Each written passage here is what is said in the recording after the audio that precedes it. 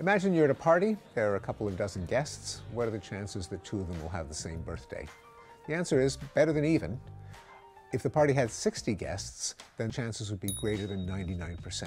It's an example of how we often are too impressed by coincidences because we forget about how many ways there are for coincidences to occur. The tendency to see meaningful connections between completely unrelated things is what psychologists call apophenia.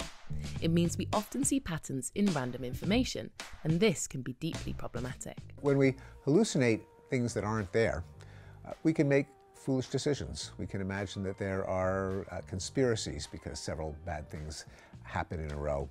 We can be victims of the gambler's fallacy and think, for example, that if the roulette wheel has landed on red 6 times in a row, it's kind of due for a black, even though, of course, the roulette wheel doesn't have a memory and a desire to play fair. Now, when it comes to events in our lives that might be distributed randomly in time, from the perspective of our minds seeking patterns, they seem to come into clusters, and so we may believe that bad things happen in threes, that God is testing our faith.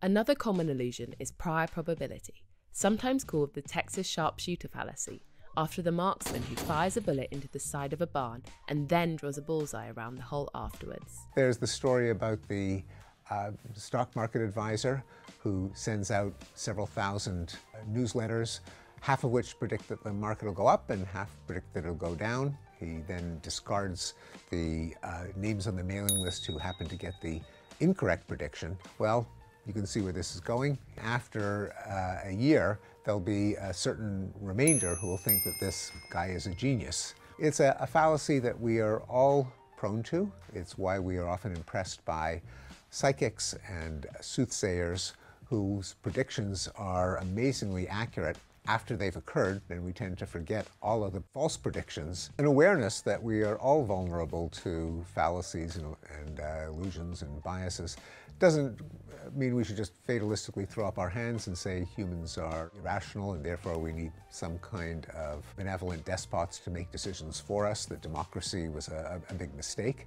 Probably none of us is that wise that we can notice our own fallacious thinking.